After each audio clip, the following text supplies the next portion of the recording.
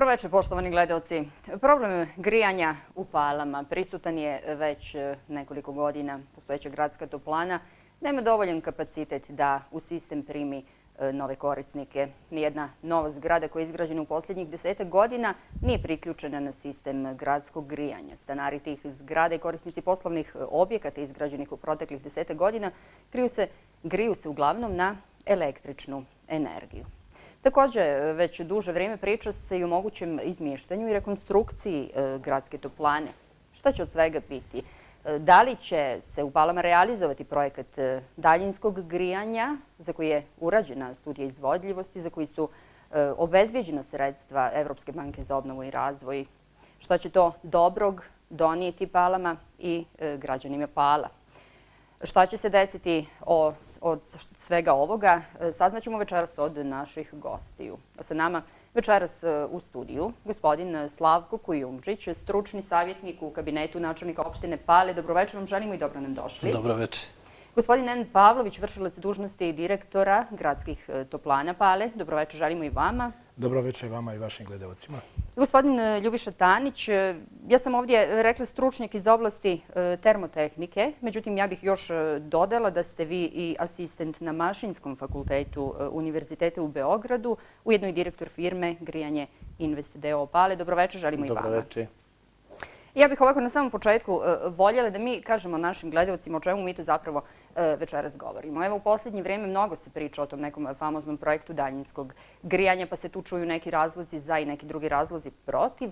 Ali prije nego što proširimo ovu našu priču i prije nego što načnemo neke jako bitne teme vezane za ovo, ja bih željela da pitam šta je to zapravo daljinsko grijanje? Koliko je ono slično ovom grijanju koje mi sada imamo i kako funkcioniše? Gospodine Taniću, evo, hoćete vi prvo o tome. Pa zagrijavanje svakog objekta može da se vrši na nekoliko načina. Prvi, najjednostavniji način kakav se vijekovima koristio ne samo na ovim prostorima, nego u čitavom čovječanstvu, su individualni zagrevni uređaji. To znači da se praktično u prostoriji koja se zagrijava ima određeno ili ognjište, ložište, posle su se tokom istorije pojavile peći. Drugi način je da se taj izvor toplote praktično iznese iz prostorije koja se zagrijava, da se napravi jedna kotlarnica, pa da se toplota preko određenog grejnog medija unosi u prostoriju.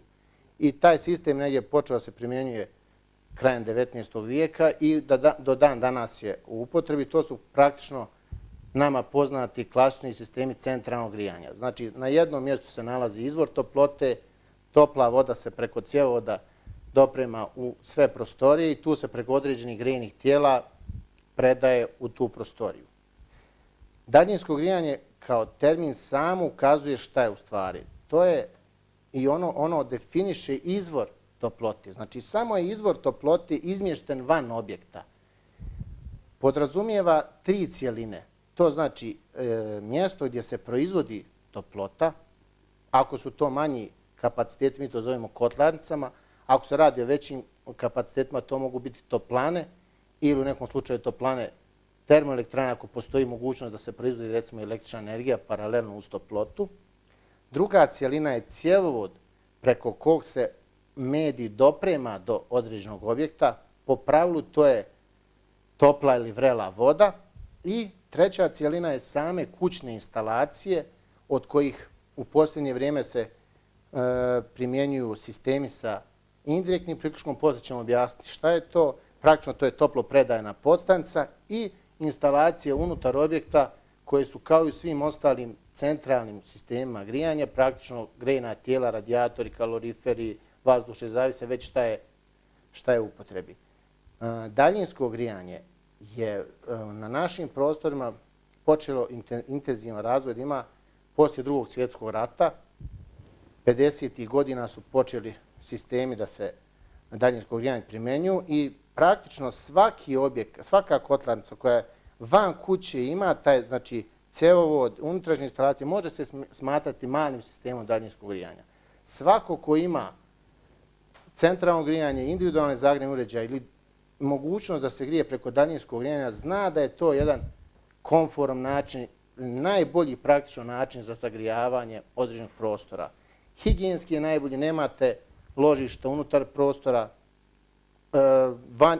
kotlarnica je problem kada je u kući, morate bilo koji da je energent, da je kontrolišete, pratite sami svoj sistem.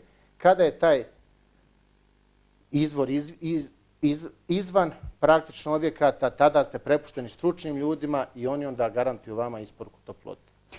Da li će to biti moguće da se realizuje u opštini Pali i na koji način se sve to može postići? To ću vas pitati kasnije. Sada bih željela samo još da kažem da je u našoj večerašnjoj emisiji trebalo da bude gost i profesor Branislav Živković, eminentni stručnjak iz oblasti termotehnike, inače profesor na Mašinskom fakultetu u Beogradu. Međutim, gospodin Živković, profesor Živković je zbog nekih vjerovatno važnih obaveza morao da odgodi dolazak, ali ja se nadam da će gospodin Tanić biti njegova adekvatna zamjena. Gospodine Pavloviću, kako u ovom trenutku funkcionišu gradske toplane? Kako će i hoće li biti moguće sa ovog nekakvog sistema koji mi imamo danas da se pređe eventualno, ukoliko se cijeli ovaj projekat zaista počne realizovati, da se pređe na projekat daljinskog grijanja? Prije svega da upoznam javnost i na zadovoljstvo naših korisnika, mi smo danas počeli sezonu grijanja. Što se tiče vaših pitanja, mi smo i sada na sistemu daljinskog grijanja, znači mi imamo kotlovnicu, imamo mrežu i mi grijemo jedan uži dio centra Pala. Danas stanje današnje toplane, njezina oprema, znači je jako lošim stanju, prije svega i kotlovnica i mreža. To je oprema koja je stara preko 30 godina. Kotlovnica sa deponijom se nalazi u centru Pala.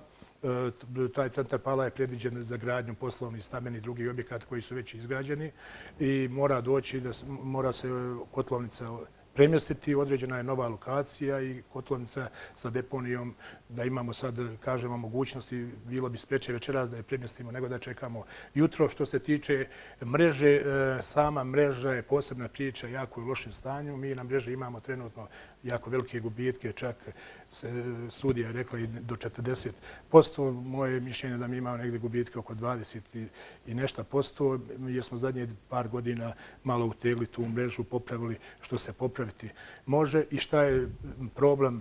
Još isto jako značajan veliki problem što je kapacitet toplane, znači ograničen. Mi uz sam toplovod imamo jako velike, dobre, kvalitetne objekte, veliku kvalituru, ne možemo da ih prikopčamo, da priključimo i znači bili smo prisiljeni unazad nekoliko godina na traženje i toplane kroz izvještaje i ostalo, a i osnivač opština se založila i mi smo skupa na osnovu tih podataka taj projekat formirali, odnosno mi smo ga predočili na nekoliko adresa i na naše zadovoljstvo prošle godine Evropska banka za obnovu i razvoj je prihvatila kao dobar taj projekat i krenula se u realizaciju tog projekta. A kako se krenulo i u kojoj fazi je taj projekat u ovom trenutku, odnosno kako je opština Pale uključena u sve to, gospodine Kujundžiću? Pošto ja dolazim u ime opštine, ja bih želio da istakne značaj opštine inače za osnivanje ovoga sistema od njegovog početka od 1996. godine, izdvajanja iz tadašnjih drvne industrije Novorez i punih 17 godina opština učestvuje u finansiranju ovoga sistema gradskih toplana, jer je ona otprilike 100% akcionar i ovaj sistem je imao svojih dobrih i loših osobina, uspona i padova. Čak je jedne godine 2000. u januaru bio zastoj, kolaps, tako da je bilo napora i ulaganja da se ponovo osposobi. Opština je ulagala i u onom periodu kada je bila u nadležnosti republičkih organa vlasti, u nadležnosti resornog ministarstva i vlade, tako da je opština iznalazila načina da održi ovaj sistem kakav jeste u ovome stanju. Preuzela je sistem 1996.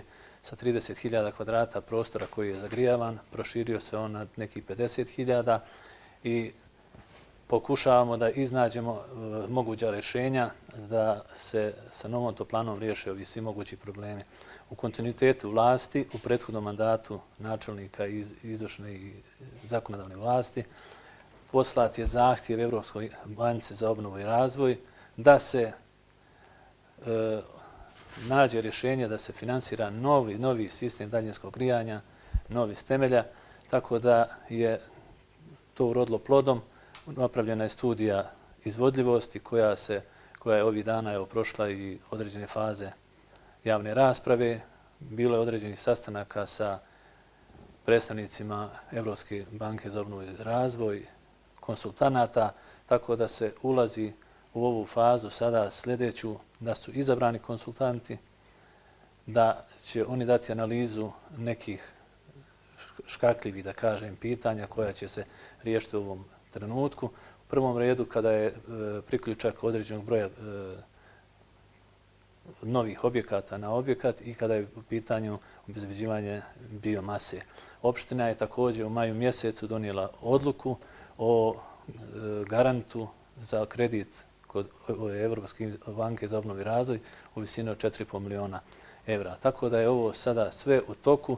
Cijeli projekat koštao bi oko 6 miliona evra, ili tako? 4,5 miliona bi bilo zaduženje toplana kod kojih je garant prvo opština, zatim Republika Srpska, pa onda Bosna i Hercegovina, a onda bi bila 2 miliona bespovratnih sredstava koja bi se koristila u opremanje, infrastrukturu, odnosno primarnu i sekundarnu mrežu, koliko sam ja upoznao. Vidite što mene sad zanima. Studija izvodljivosti za projekat daljinskog grijanja koja je urađena 2008. godine pokazala je opravdanost ovog projekta. Nakon toga slijedi odluka o ovom projektu koja je prošla skupštinsku proceduru, upućen je zahtjev EBRD-u za kreditna sredstva, novac je odobren, obezbijeđen. Međutim, evo sad se poslije svega toga pojavljuju nekakve nedoumice. Kakve? Zašto odjednom sada nekakve nedoumice? Evo, nedavno je održana javna rasprava, vi ste je pomenuli. I zaista je ta javna rasprava pokazala da tu ima još nekih neriješenih pitanja. Zašto sada odjednom se javljaju uopšte te nedoumice i zašto se odjednom sad potežu ta nekakve sumnje i nekakva neriješena pitanja? Hoćete vi, gospodine Pavlović? Može da kažem. Pa da vam kažem, ja ne bih rekao da su to nedoumice. Međutim, mi moramo činjenično stvarno stanje da se utvrdi, jer ovdje imaju standardi i kad je u pitanju Evropska banka koja zahtjeva da tu proceduru i da to sve mi ispunimo, odnosno da opravdamo projekat, da projekat bude samoodrživ i da stvorimo uslove da toplana može sama da vraća sutra ta kreditna sredstva. O tome se radi. I ovdje je sad procedura sasvim normalna i odvija se... A zar sve to nije urađeno prije nego što su odobrena uopšte sredstva Evropske banke za obnovu i razvoj? Procedura je ovakva. Znači, banka je prihvatila naš projekat. Banka je, kada smo dogovorili na sastanku, je ostalo, znači, osnivač toplana banka, krenulo se u realizaciju tog projekta. Prva faza koja je bila, to je banka je našla austrijsku vladu kao donatora. Oni su preko svojih konsultanata odredili i poslali nama ovlašćenu kuću koja se bavi studijom i oni su nama, znači, besplatno uradili studiju izvodljivosti. Studija izvodljivosti je pokazala da je ovaj projekat opravdan i ona je tamo riješila sve te projektne zadatke koji su pred njom stavljeni. Dalja procedura se odvija dalje ovih dana. Mi smo imali sastanak sa predstavnicima banke gdje je bio načelnik i gdje smo svi bili prisutni. Dogovorilo idemo u dalju realizaciju, a to je.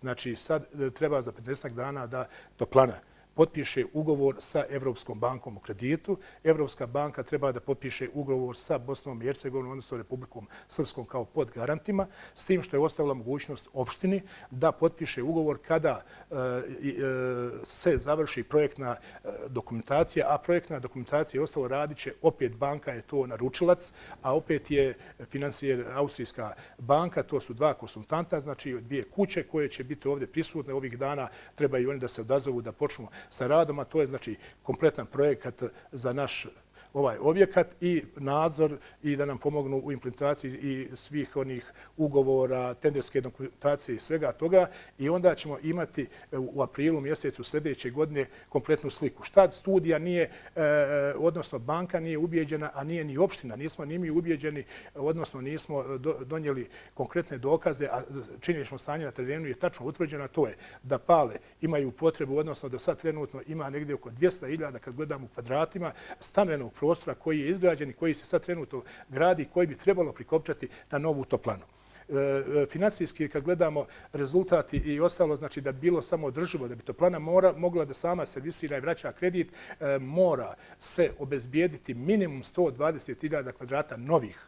I plus ovih 50.000 kvadrata... To je ono što sam ja htjela da vas pitam. Mogu li gradske toplane ispuniti ove neophodne uslove? Sada se trenutno grije oko 54.000 metara kvadratnih prostora. Možete li u neko dogledno vrijeme obezbijediti 120.000 metara kvadratnih? Nema dogledno vrijeme. Ovaj projekat zahtjeva, znači... Jeste sigurni da će svi ti eventualni novi korisnici htjeti i željeti da budu priključeni na sistem daljinskog grijanja? Mi smo sigurni. Znate zašto sam siguran? S tim što treba još građanstvu i ljudima još jednom objasniti tačno šta im donosi ovaj projekat. Dosad studija koja je bila tu, one su radile ankete. I u anketama su korisnici tog prostora većinom su pristali i željeli bi da imaju... A koga su anketirali? Kompletno, znači ovaj prostor koji nije priključen, znači kompletno cijeli centar Pala, tako kažem, to je negdje ovih do 200.000 kvadrata, odnosno 150.000 novih kvadrata i oni su uglavnom preko 80% se izjasnili da žele da i privatni, individualni i društveni, državni i tako i drugi prostori, odnosno njihovi predstavnici se izjasnili da žele da budu priključeni na daljinsko grijanje i to je taj pokazatelj. Međutim, banka neće ulaziti u rizik, znači da bi, a to ćemo imati u aprilu, taj odgovor koji vi sad tražite, znači kad budu konsultanti završili svoj posao, oni će nama pomoći da sačinimo ugovore, da prilagodimo našim uslovima i ostalo, gdje ćemo sklopiti sa svakim korisnikom novim predugovor, gdje će on da se obaveže, da će sutra kad se stvore uslovi, kad se napravi objekat, da će on da se priključi naše centralno grijanje. Onda ćemo tačno znati podatke koliko će to biti kvadrata. To ne smije da bude, da bi bio ovaj projekat samo održiv gledano finansijski, to ne smije da bude ispod 120.000 novih kvadrata. Ja mislim da ćemo mi postići to i da mi imamo, jer ćemo imati ti 120.000 kvadrata i još jedna nedoumica, znači odnosno što studija je uradila, pregledala dokumentaciju, ustanovila da ima dovoljno biomase, međutim nismo obezbijedili još kvalitetne ugovore, da imamo sigurnost sa planom, bar petogodišnje planove, a to je, znači prije svega sa drvoprerađivačima sa lokaliteta Sarajevsko-romanijske regije i sa šumama Republike Srpske kad je u pitanju šumsko gazdinstvo Pale i Sokolac, znači da imamo kvalitetne ugovore, petogodišnje ugovore, da nam garantuju da će isporuka biomase ići prema nama tako da... O biomasi ćemo pričati malo kasnije. Samo još nešto za gospodina Pavlovića. Korisnik kredita je Paljanska toplana koja će također vraćati kredit, garant je opština Pale. Vidite, garant je, odnosno podgarant. Podgarant je opština, podgarant je Republika Srpska i podgarant je Bosna i Hercegovina. S tim što normalno, ako toplana ne može da servisira, da vraća svoj kredit, normalno... I to mora proći sve te procedure i nivo Republike Srpske i Bosne i Hercegovine. I to je prošlo procedure. Bosna i Hercegovina se izjasnila da će podržati taj projekat i ona već je to objavila u službenom glasniku i Republika Srpska se, odnosno ministarstvo se oglasilo da će podržati taj projekat, opština se oglasila da će podržati taj projekat, nego sad ovu proceduru da završimo ovo do kraja, da imamo tačno ove parametre, znači tačno da imamo ugovorene kvadrate, da imamo ugovorenu biomasu i onda će doći do realizacije kredita. Znači, opština će, čim opština parafira, znači u sljedećoj godini, negde u maju mjesecu, mi možemo ići sve realizacije. A hoće sigurno ako ispunimo ova dva uslova, odnosno imamo dokaze da će se ova dva uslova ispuniti. Opština Pali, gradskim toplanama, sada daje subvenciju od 160.000 konvertibilnih maraka godišnje, ili tako? Jeste li vi sigurni, gospodine Pavloviću, da ćete vi imati dovoljno sredstava i dovoljno novca da vraćate kredita, da ne zadužite dodatno opštinu Pale? Pa hvala, vidite, finansijski predračun je urađen. Znači, ulaz, izlaz, svi faktori su obuhvaćeni i dokazano je, znači, kalkulacija je ta da će toplana biti sposobna sa ovom kvadraturom i sa obezbijeđenom biomasom, znači, bit će sposobna da servisira svoje obaveze, odnosno da vraća ovaj kredit. Mi nećemo tada, ne bi trebalo da zavisimo nijednom pogledu od opštine i za vi ovoga pogleda kad kažemo da je opština mora da putem dotacije da finansira toplanu. Međutim, i opština će se morati obavezati. Mi i sad jedan dio, normalno, opština je osnivač, mi smo u jako teškoj situaciji upravo zato što toplana je ograničena, stara i tako dalje, pa oni stvarno nama pomažu bez opštine i osnivača ne bi mogli. Međutim, opština će se morati obavezati, odnosno sigurno da iščisti, mi imamo u korisnicima sigurno i socijalnih slučajeva. Mi nismo nadležni za socijalne slučaje, ne možemo dijeliti ljude, mi nismo ti koji će utvrđivati, ali opština će sigurno u budućnosti, odnosno kad dođe realizacija ovog projekta, ja mislim, preuzeti socijalne slučajeve i u tom slučaju neće opština trebati finansirati dotacijom novom toplanu. Toplana će moći samostalno da živi, da radi, da ispunjava, servisira svoje obaveze i tu nema nikakve dileme. Međutim, ako se bude završio ovaj projekat normalno. Kakav je sad stav opštine Pale u svemu ovim? Jel se slažete sa svim ovim što je gospodin Pavlović rekao? Vidite, vi ste malo prije rekli da je urađena studija izvodljivosti, a da postoje opet neke nedorečenosti i nedoumice. Nedoumice su upravo izražene u samoj studiji izvodljivosti, tamo u jednom dijelu koji se odnosi na rizike. Rizik broj 1 u toj studiji je obezbeđenje dovoljnog broja novih priključaka, a pod brojem 2 obezbeđenje dovoljne količine biomase.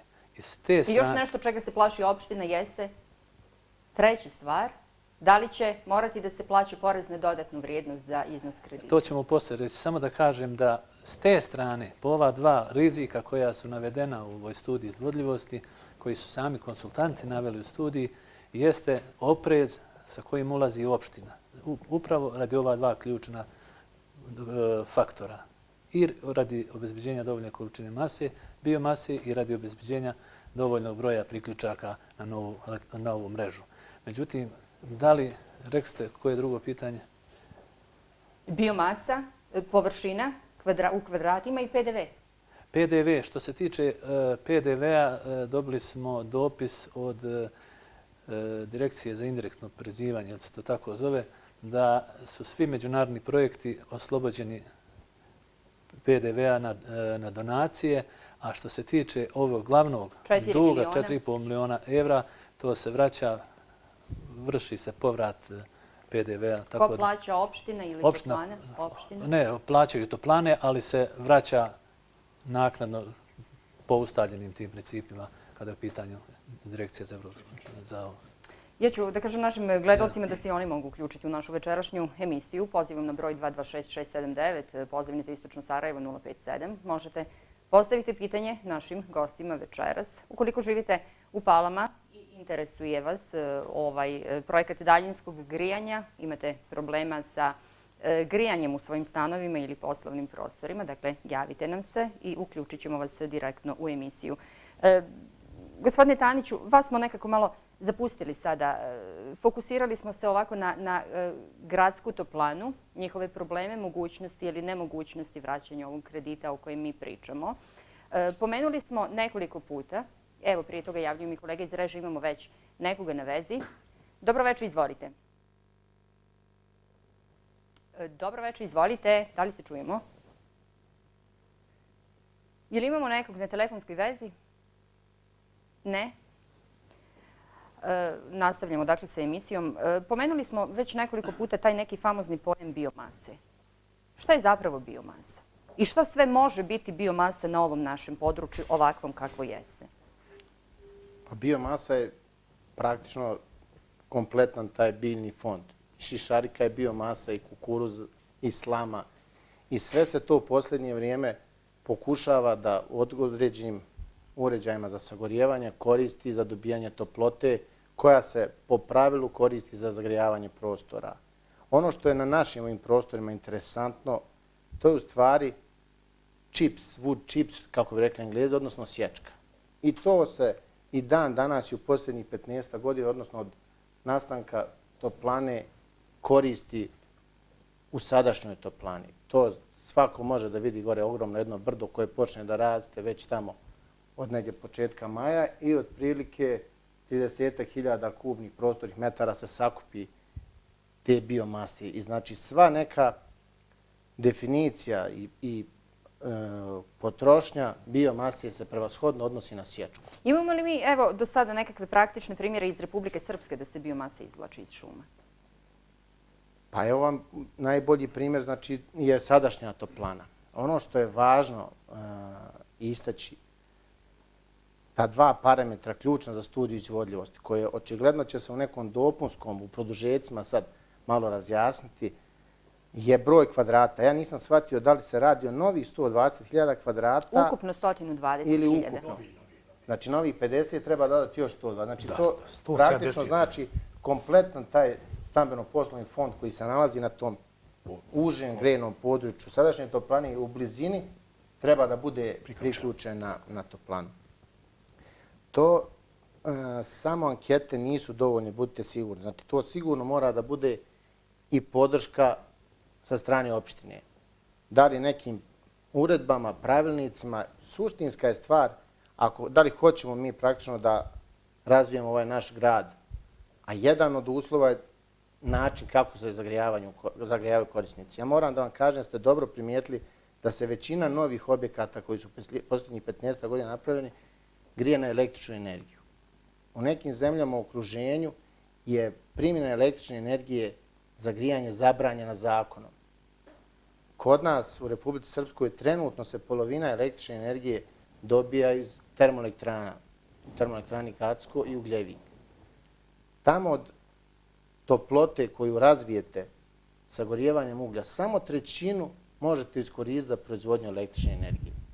A onda to trebate da transportujete 100, 200, 300 km i onda brutalno sagorite sa 1 kW električne energije, samo možda dobijete kilovat toplote. To praktično znači da mi jednu vrhunsku, najbolji vid energije koji je poznat u svijetu koristimo na jedan neefikasan i neisplativ način. Nama je to pogotovo interesantno kada se uzmu ti periodi kad se koristi električna energija za grijanje. To su zimski periodi. Hvala Bogu, mi smo još uvijek izvoznici i Republika Srpska i Bosna i Hercegovina. Pa daleko je primjerenije da tu električnu energiju uštedimo i da je možemo plasirati na sve zemlje bivše Jugoslavije oko nas. Crna Gora, Srbija, Hrvatska uvoze čak i u ljetnim mjesecima, a pogotovo zimi. Tako da trend je opšti da se odvajamo na računima za električnu energiju, za obnovljive izvore energije da bi se pravile male hidroelektrane. Po nekim mojim analizama, kad smo pravili studiju 2008. pa napravili neko ažuriranje neposredno pred davanje saglasnosti Evropske banke za obnovu i razvoj, kad smo održali jedan interesantan seminar u novoj zgradi Ekonomskog fakulteta, dobili smo podatak da otprilike jedna hidroelektrana od oko 8 do 10 MW bi se mogla uštediti kada bi se trenutna potrošnja električne energije uštedila tokom zimskih mjeseci. Dakle, samo pitanje daljinskog grijanja u palama prevazilazi i neke lokalne okvirove. Mi smo sad sasvim ovdje slobodno mogli pozvati direktora elektrodistribucije, elektroprivrede, jer njegov sistem daljinskog grijanja je najveći u palama. Duplo veći nego od kolege Pavlovića.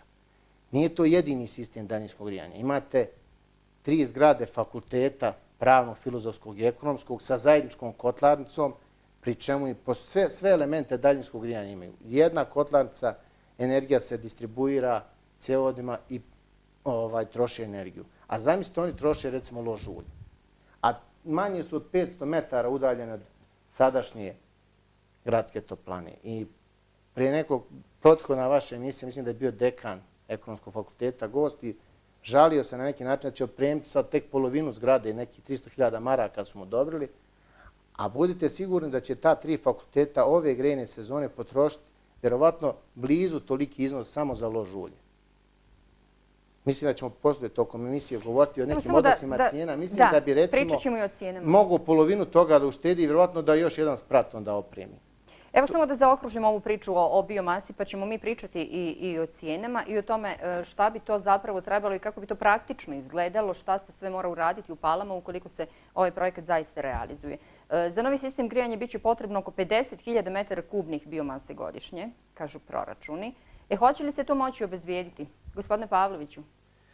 Da vam kažem, mi imamo pokazatelje na osnovu sadašnje potrošnje, znači mi negde za grejnu sezonu trošimo 30.000 kubnih metara, znači za novu toplanu koja će grijati još 2 puta više kvadrata treba 50.000.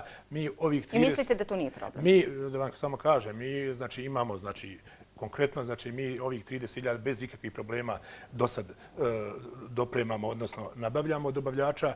Mislim da prije svega u industrijskom sektoru kod dobavljača ima još rezerve, još ima tog drvne mase i mi bi mogli još da iskoristimo da nabavimo sigurno 10.000. Međutim, da li ćemo dugoročno cijelu količinu moći obezbijediti, zato smo upućeni. I studija je to uputila i to će sad i ovi konsultanti dati odgovor, odnosno mi ćemo im pomoći i mi treba da obezbijedimo kvalitetne ugovore, bar 5-godišnje, znači dugoročne, jer ovo je sve što govorimo, to je od godine do godinu dana planiranje i nije bilo do sad problema. Nadam se i ja mislim da neće biti problema ni kasnije, međutim imamo i konkurenciju, to su nove fabrike se sad javljaju na našem lokalitetu, to za proizvodnju ovih briketa, peleta i tako dalje, koji upravo koriste biomasu, pretežno i sječku i pilotu, tako da u tom kontekstu oni mogu da budu konkurentni nama i da nam ometu to. Međutim, da se to ne bi desilo, da mi ne bi ostali bez biomase, mi moramo obezbijeti ući u šume Republike Srpske, da nam oni omoguće dugoročno, bar 5 godina i više, da mi imamo prioritet u određenu količinu te biomase da crpimo iz tih šuma, iz te šume.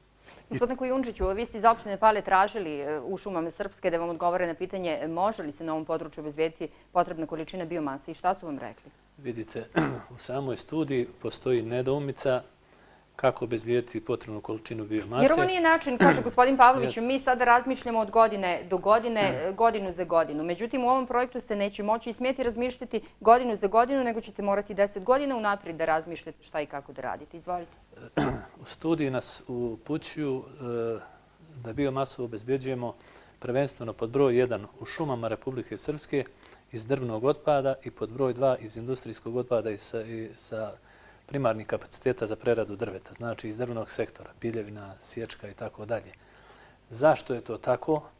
Razlog je što je praksa najbližoj zemlji gdje je to tako razvijeno je Austrija. Tamo postoji veliki broj ovih energana gdje se koristi biomasa, tako da se uglavnom koristi iz onih dijelova šume nakon sječe provedene u tim dijelovima.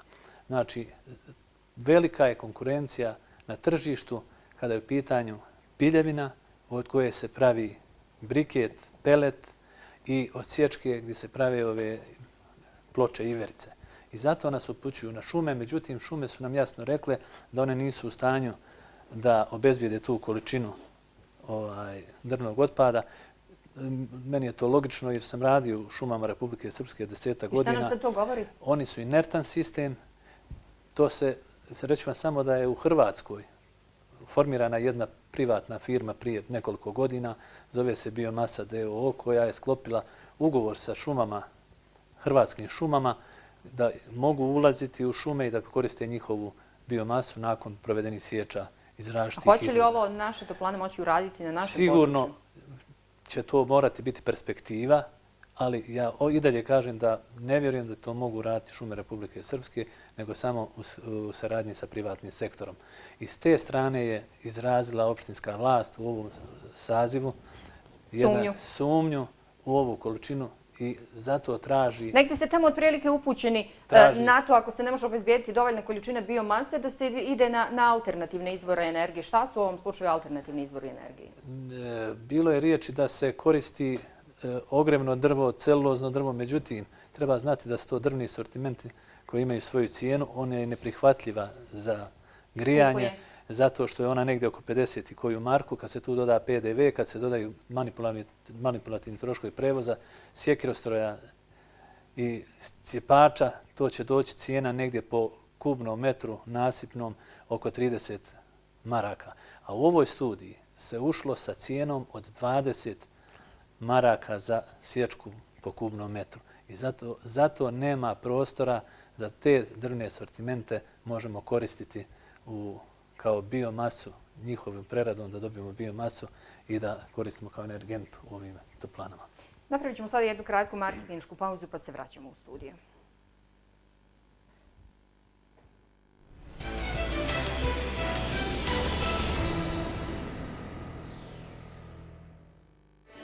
Sa najvećim nivom sigurnosti nastavljamo akciju štednje u Novoj banci. Našim štedišama osigurali smo isplatu kamate unaprijed, sa spremnim koferom za nagradna putovanja. Sigurna štednja na najvišim visinama. Nova banka za dobra nova vremena.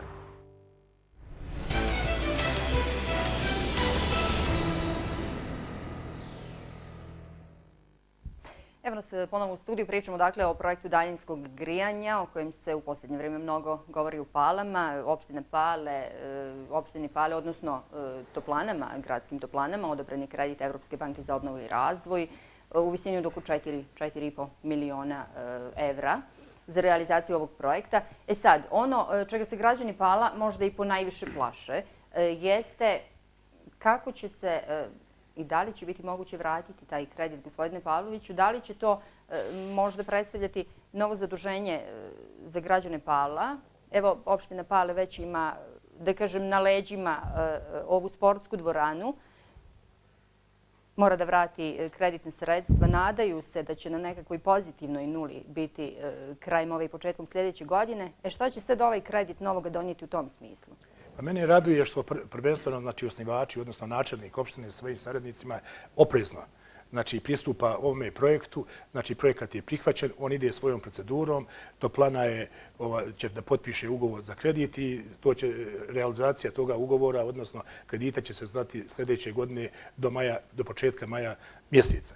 Šta to znači? Oprezno, da se razjasne sve nedoumice, da se ima, da tako kažem, pokriće, da toplana može da se sagradi sa novim korisnicima koji su potrebni, sa potrebnom biomasom koja će biti utvrđena bar petogodišnjim nekim planom, unaprijed da znamo odakle ćemo crpiti i ostalo. I onda u tom kontekstu sigurno toplana neće imati problema, odnosno osnivač opština neće imati problema. Toplana će morati, odnosno moće da se servisira svoje obaveze, da opština ne bi sutra se došla u situaciju da mora da vraća te obaveze, a da sad projekat stoji, da tako kažem, to bi bila jako loše, bila bi katastrofa, ali do toga neće doći. Mi sad ne možemo, minimum rizika sigurno postoji u svakom poslu, međutim, mi moramo ići naprijed, to je moje mišljenje, mi moramo ići dalje. Svi elementi koji su sad govore da je ovo dobar projekat, da će ovaj projekat biti dobar. Ako se ove nedoumice, znači sad sa konsultantima riješe pozitivno, budemo sklopili ugovore, kvalitetne, valjane ugovore koji će biti valjani i za sud, ne daj Bože, da dođe do sporova i ostalo, onda tu nema nikakve dileme, ovaj projekat treba ići. Moram još da jednom kažem radi javnost da upoznam, to je projekat 4,5 miliona eura, znači banka koja daje kreditom se zadužuje Toplana sa kamatnom stopom od 1,3 do 3%. Takva sredstva je teško sad naći na tržištu po toj cijeni. To je jako povoljni uslovi. Druga stvar, to je kredit na 15 godina sa grace periodom 3 godine.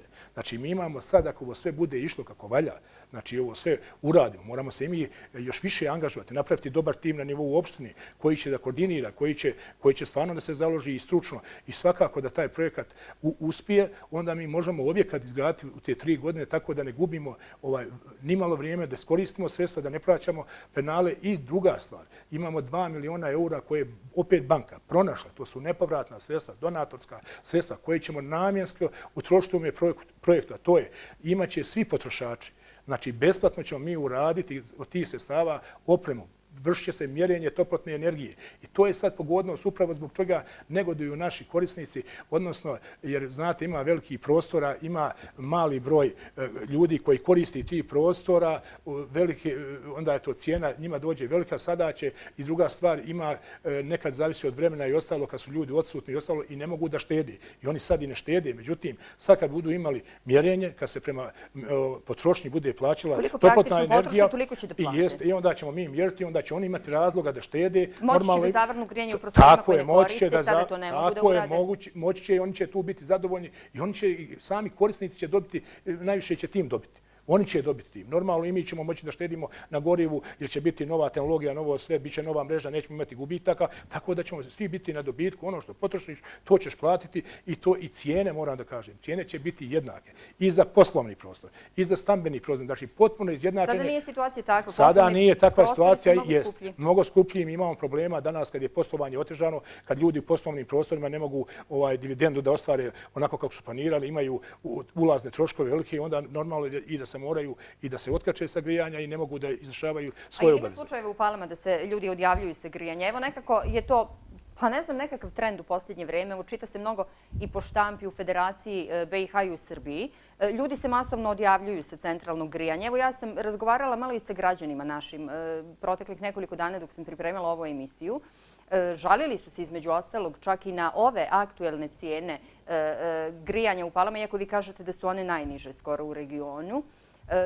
Recimo, čovjek jedan kaže za stan od 70 kvadrata plaća 100 i nešto maraka mjesečno, s tim što ponekad u zimskim mjesecima kada su jako niske temperature ne može da zagrije sve površine koje koristi, pa mora da uključuje i električnu grijalicu. Tako da ga, pa više od ne znam, boga mi, ovako 1500 maraka godišnje izađe zapravo to grijanje. Mi nemamo takvih, stvarno nemamo takvih što se tiče naše, to bar ja nemam u evidenciji i sve to ne stoji. Šta to znači? To znači ne stoji iza toga da mi, što se tiče kvaliteta grijanja, posebno zadnje 3 godine kvalitet grijanja je na visokom nivou i tu građani nemaju problema. Tamo ima problema pojedini dijelovi ili stanovi gdje je instalacije, znači veća sila gdje nisu instalacije u redu i tu ima problema sa kvalitetom grijanja. Međutim, mi izlazimo maksimalno u susret građanima, mi dajemo njima određene olakšice za onaj prostor koji stvarno ne može da se grije. Međutim, mi molimo građane i molili smo ovih godina da oni promijene instalacije, da intervenišu, jer to je njihovo vlasništvo i da dovedu instalacije u red, jer i mi smo ti najviši gubici. Mi potrebnu energiju za sve šaljimo. Međutim, mi gubimo taj dio energije kad dođemo kod vas i sad 10 kvadrata vam umanjimo zbog toga što vam jedna sobica ne grije, zbog vaše greške, odnosno tehničke greške u samom sistemu, tamo negdje nešto zaglavljeno, otišao ventil, nije se popravilo, mi ne možemo da dođemo sad do toga prostora jer je to vaš prostor bez vaše saglasnosti i ostalo. Nismo na kraju mi kompletno ni opremljeni da možemo, mada mi sve što možemo mi besplatno pružamo usluge građanima, izlazimo u susret i mi ti problema nema. I nama se građani ne odjavljuju zbog toga. Međutim, mi imamo sad jedno 20 stanova ove godine. Šta se dešava?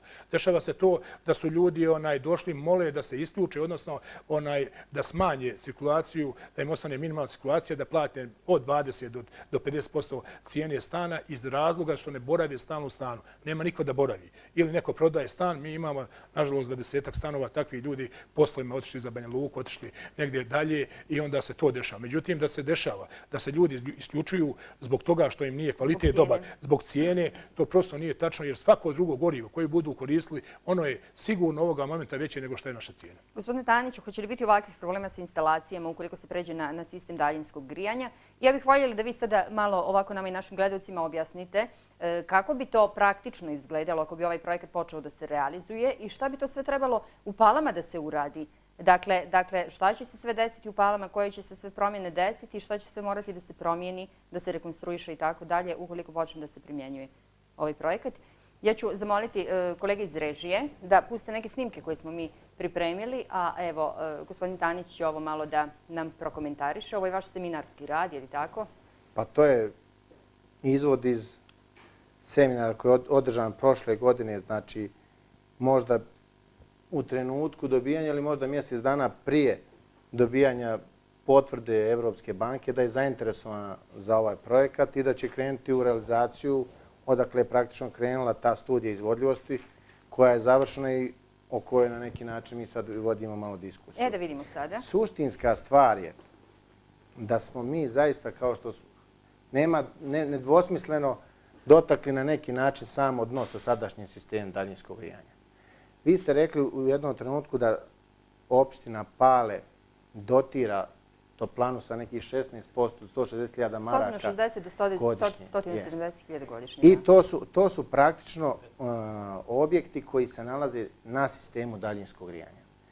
Bez neke jasne podjele u tim nekim socijalnim karakteristikama o kojim je govorio direktor. To znači da tu pomoć jednako... Ovo sad što vidimo, ovo sad što naši gledalci vide, to je stanje trenutno. Znači, mi imamo 3 parna kotla u sadašnjoj toplani, od čega je samo jedan u funkciji. Jedan je potpuno neispravan, a jedan je prije 10-ak, možda i više godina, prebačen na tečno gorivo i zbog izuzetno visoke cijene lož žulja, on je praktično van funkcije.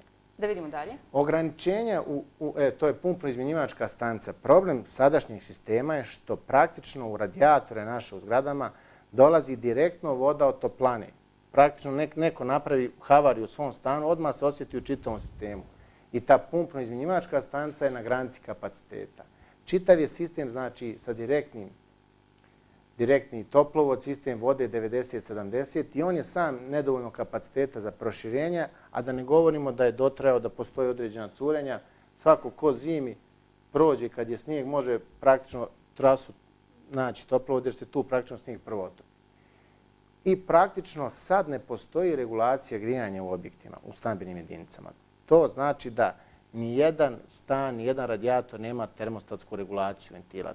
Važno je za naše slušalce i građane da podsjetimo da su iskustva i mjerenja pokazala da svaki stepen temperature jedan više vodi do 6% potrošnje veće energije, bez obzira koji energent koriste. Tako da ako mi u prostoriji 24 umjesto 20, vi ste 25% energije potrošili više. Ja se nadam da će postoje emisije da ljudi koji imaju električne kotlove, koji koriste sopstvene centralne sisteme u kućama, voditi računa o unutrašnjoj temperaturi, jer ih to neminovno vodi većoj potrošnji. Objekti u okolini toplane? To su stvari objekti, ove slajdove koje gledamo, to su stvari slajdovi koji su nastali proširenjem te studije koju smo mi radili 2008.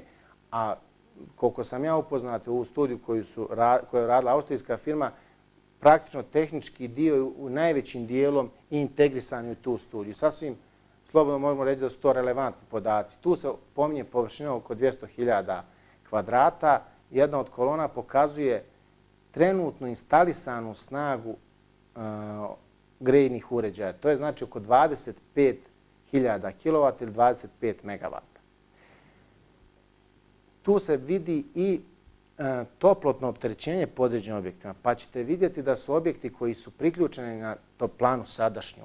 To su mahom objekti koji su rađeni prije 90. godina, oni su lošije izolovani, pa onda oni specifičnu toplotu više troše nego objekti koji su posle građeni. Pa imate malo jednu paradoksalnu situaciju da recimo oko 50.000 tih objekata koji su trenutno priključeni na toplanu troši više nego 85.000 tih koji imaju električnu energiju. A razlog leži u dvije činjenice. Ovi koji imaju električni uređaj, znači njima se toplota mjeri indirektno preko električne energije. I ti ljudi vrlo vješto znaju da kad odu na posao, kad im je prazan stan, da smanje tamo temperaturu.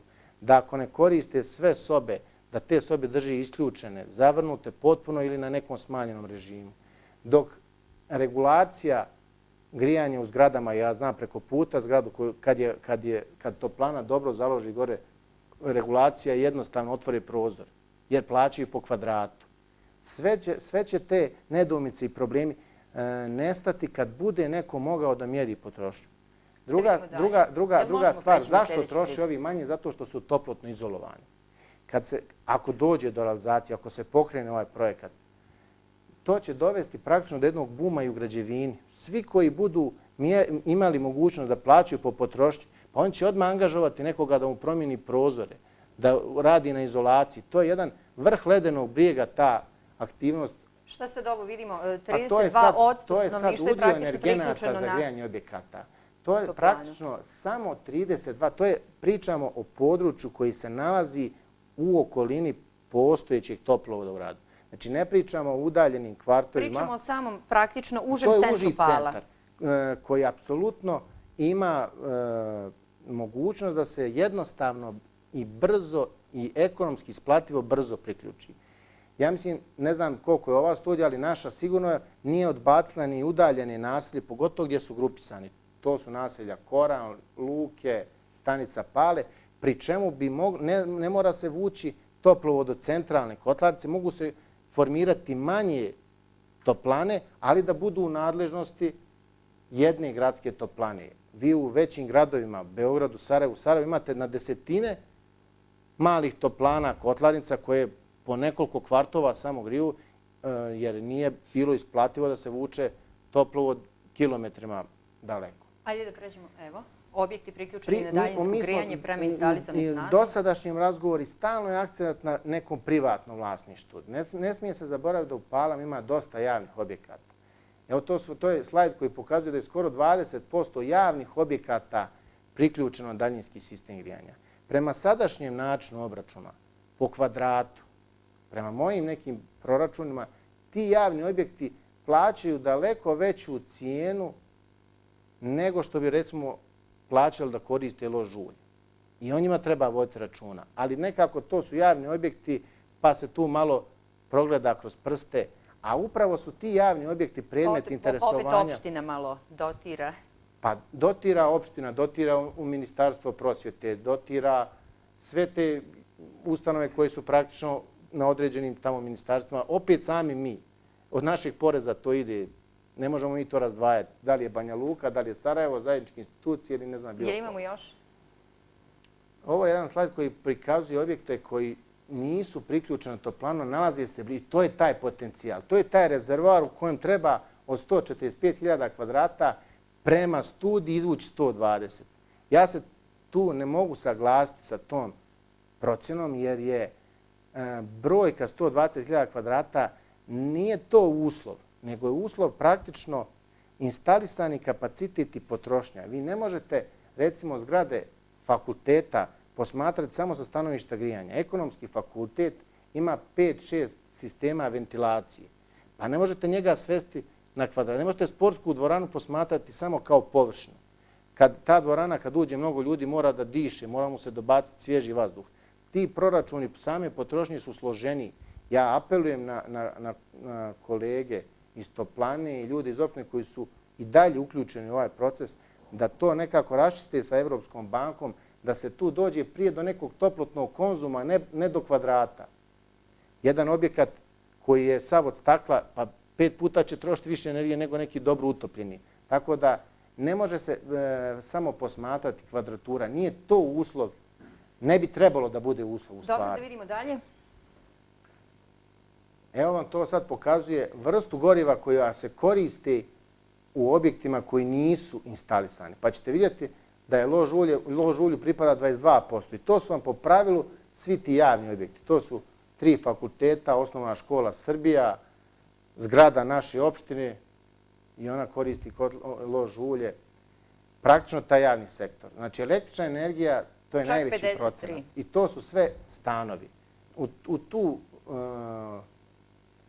U tu skupinu samo spada još, ja mislim, objekat distribucije, zgrada distribucije, upravna zgrada distribucije i bivša zgrada vlade, sad centar javne bezbjednosti. To su jedina 2 javna objekta koji to...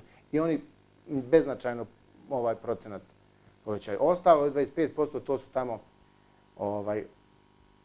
čvrsto gorivo, uglavnom cepance. I ovo je sad nešto, jedan slajd... Sad, ovo je nešto jako bitno, da. Koji u stvari, kad pravite nekom anketu, možete statistika, može da pokaže sa predrasudima šta hoćete, ali analiza jedna cijena grijanja koju smo mi pravili na osnovu potrošnje, svedeno na potrošnju, pa smo dobili da u principu najnižu cijenu za utrošenu energiju plaćaju korisnici sa individualnim kotlarnicama čvrsto gorivo. Znači, kad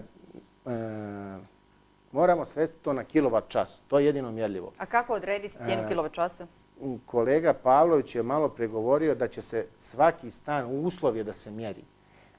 U ovom trenutku... Ko određuju uopšte cijenu? Sad ću vam reći, prva stvar, znači mora da se stvore tehnički uslovi da se mjeri potrošnja po svakom stanu. U ovom trenutku bi bilo neozbiljno da vam neko sad kaže, pogotovo ljudima koji su sad priključeni na daljinski snijeg, vama se cijena neće promijeniti sigurno, ili će se promijeniti 5%, ili će biti čak jeftinije. Osnovna stvar koja se treba poručiti, imat ćete mogućnost da štedite. Znači, ako ne koristite, zavrnite, nemojte držati u stanu 24, nego smanjite na 19 pa ćete i niže potrošiti. Ajmo da pričamo sada malo i o toj cijeni. To vjerovatno najviše zapravo interesuje naše gledalce. Ko određuje cijenu kilovat časa toplotne energije? Na kraju će određivati... I na koji način se ono uopšte može određivati? Na kraju će određivati toplana. U početku, vjerovatno opterećena tim kreditnim zaduženjem i ta cijena će morati biti takva da obezbijedi održivost toplane, ali da servisira taj kredit. Šta to sad znači? Hoće li to u početku biti malo ovako na štetu korisnika? Da li će u početku korisnici imati... Trenutno stanje nama daje putokaz gdje treba da se krećemo. Dobro, a što ono kaže? Pa trenutno kaže da vlasnici stanova koji su priključeni na daljinsko grijanje otprilike imaju cijenu oko 0,81 km marku po kilovat času. Znači, kad bi se njima mjerila, ali to je jedna zbirna cijena za sve, naravno da stanovi koji su na poslovnoj etaži ili na bokovima potrošili više, ali to je za kompletan taj stambeni fond. Posle njih po cijeni dolaze stanovi koji koriste električnu energiju. Taj malo je proračun komplikovaniji jer se praktično imate dvotarifni način mjerenja, pa imate veliku tarifu tokom radne sedmice, a tokom noći malu i onda u dane vikenda imate na području naše distribucije nižu tarifu. Dobro, sve će se to morati u svakom slučaju iskristalisati, ali u svakom slučaju ide se na to, je li tako da cijena bude niža od cijene električne energije? Ja živim u stanu koji koristi električnu energiju kao izvor. I nije mi prijatno zbog toga jer znam da vrhunsku energiju na pogrešan način koristim. Ali nije samo svijest, samo bitan element prilikom odlučivanja. Znači, ako ću posmatrati ekonomski, mene treba ili trebalo je ta studija da ubijedi da pređem na daljinski sistem. A jednostavno će me ubijeti tako što će mi reći cijena koju ti plaćaš sad bit će niža. I to je taj rezervoar gdje treba tražiti. Šta kaže ova studija kad je reč o cijenama? Gospodine Pavloviću, ovo je nešto što najviše interesuje naše građane. Ova studija sad kaže da je sad naša cijena, trenutna cijena znači u gradskim toplanama i cijena ko se grije preko nas i odnosno ko se grije na električnu energiju, da su identične cijene. Znači, dok su cijene uglja, onoga našto nekvalitetnog uglja nešto niže, mada je to i zabranjeno, ja mislim da se ne upotrebljava, a sve drugo gorivo su veće cijene.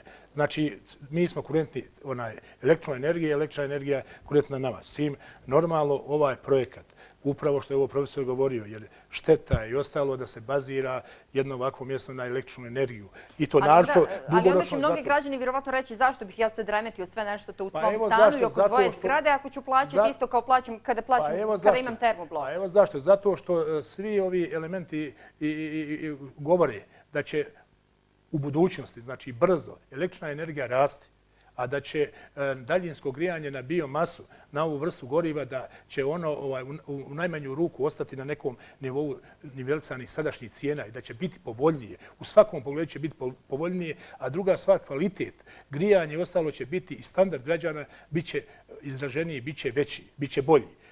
U tom je ta perspektiva ovoga grijanja našeg na daljinsko upravljanje. Upravo jer električna energija, bez obzira na to, sigurno, upravo zbog ovoga elementa, ona će morati rasti i ona će se sigurno više izvoziti, dok ova biomasa i ostalo nje će biti i mi nju trebamo maksimalno, to je obnovljiv izvor energije, mi maksimalno trebamo to da iskoristimo. I to je ta prednost našeg grijanja. Ovo ćemo mi sve eliminisati, ove elemente što govori profesor iza toga, zato što će sad nova toplana ići na mjerenje potrošnje.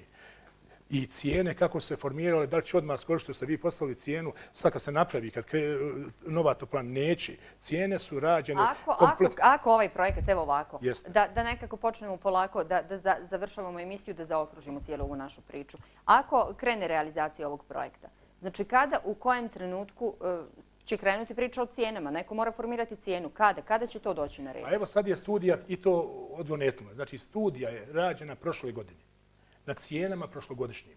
Znači na cijenama koje smo mi imali po kvadratu za naše potrošače, na cijenama biomase koju nabavljamo i na svim drugim parametrima koji su i napravljeni. Je li studija negdje u nekom dijelu rekla kolike bi trebale da budu okvirne cijene? Ne, studija je rekla da je sadašnja cijena se neće u ovom periodu mijenjati, jer nema razloga. Znači, kompletan objekat i sve rađen je na nivou prošlogodišnjih cijena, na nivou evropskih cijena, standarda i sada kad krene sa proizvodnjom, kad krene nova toplana, nema potrebe da se mijenja cijena i neće doći do promjene cijene.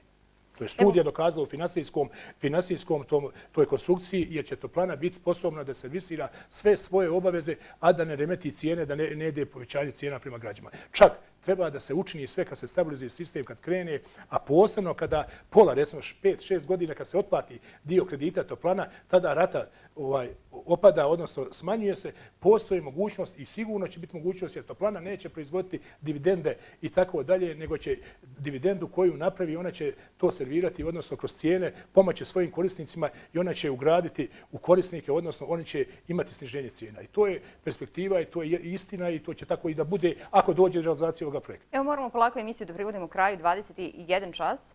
Samo ću još ovako da pitam gospodina Tanjića, može li se obezbijediti da se u budućnosti cjelokupno grijanje vrši pomoću obnovljivih izvora energije, o čemu su u posljednje vrijeme mnogo priča u cijelom svijetu?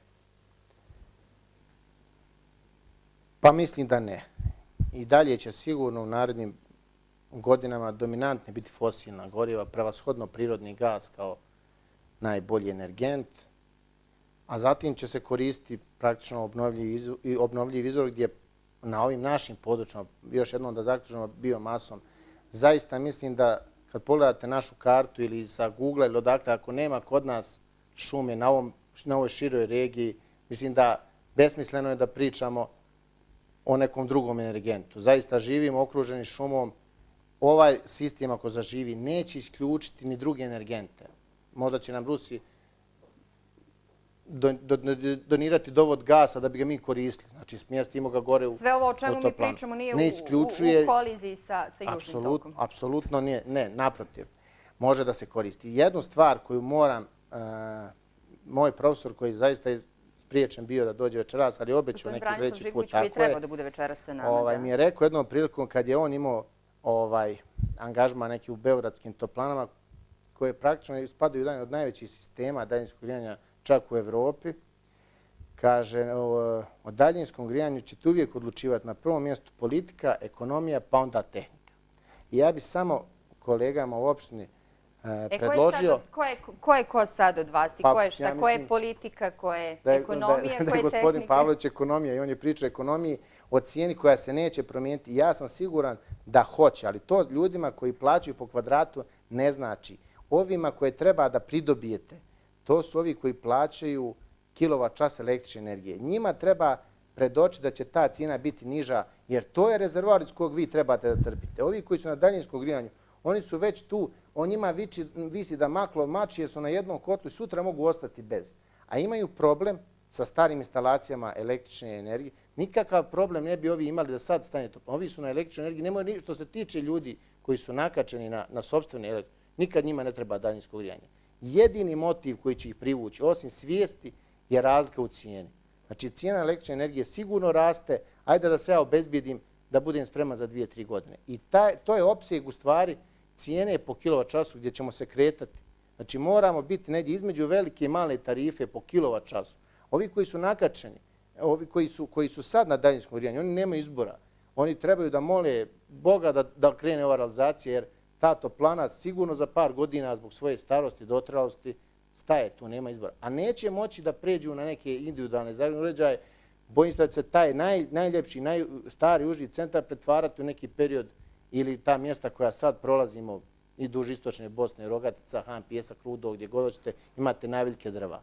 Jednu stvar, ja ću sad tim završiti, na tehnički dio u studiji izvodljivosti nisam siguran da smo dovoljno obratili pažnje. Posljednji put kad smo slušali ljude koji su i radili tu studiju, negdje otprilike su oni bili na 80% posla, to je bilo 11. januara, čini se u opštini, postavili smo nekoliko pitanja koji su ključni što se tehničkog nivoa tiče. To je da praktično, ako ste obratili pažnju po ovim slajdovima, mi sa 200.000 kvadrata i raznolikom već potrošnjom imamo tržne centra koji ne koriste samo grijanje i ventilaciju. Mi smo negdje na 17,5-20 čak megavata postrojenja. A koliko ja znam, studija je rekla jedan kotao na sječku biomasu 7,5 plus 10 megavata kotao na lož ulje kao da te špiceve pokriva. Ja sa tim dijelom ne mogu da se složim. Ekonomiju, politiku, tarife ne želim da komentarišem, ali mislim da kroz rad na projektu, kroz rad tih konstanata koji će biti izabrani, ima prostora da se i ta tema još jednom osvjetli. Jer nama će cijena drastično da poraste ako nama kotao taj novi za lož ulje bude radio duže od mjesec dana, na primjer. Ne znate vi kakva će temperatura to sve. Ako ga budemo morali češće uključivati, ta će cijena dramatično da raste. Da to kažemo je ovako nekako jednostavno. Što više korisnika bude priključeno, cijena bi trebalo da bude niža. Tako je, ali mora biti bazičan taj izvor jeftine energenta. To je biomasa daleko jeftinija od bilo čega drugog.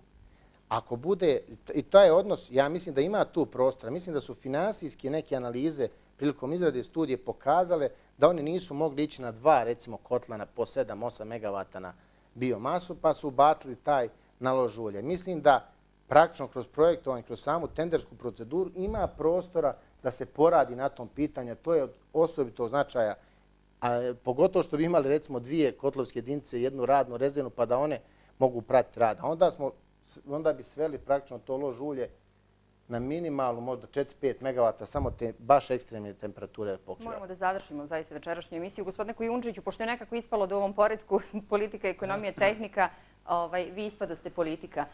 Pa da i završimo emisiju ovako sa vama. Posle svega ovoga o čemu smo pričali večeras, posle svega ovoga što ste i vi čuli od gospodina Pavlovića i gospodina Tanića, od svega onoga o čemu vi razmišljate u opštini Pale, jeste li optimista kad je riječ konkretno evo o ovom projektu? Hoće li se sve kockice nekako posložiti kako treba da budu i hoće li građani Pala u neko dogledno vrijeme dobiti novo gradsko grijanje? Pa ja mogu da kažem, evo sada na kraju, da je ovo jedan složen projekat, zahtijeva puno aktivnosti, angažovanja stručnjaka kako iz opštine, konsultanata sa strane i tako dalje.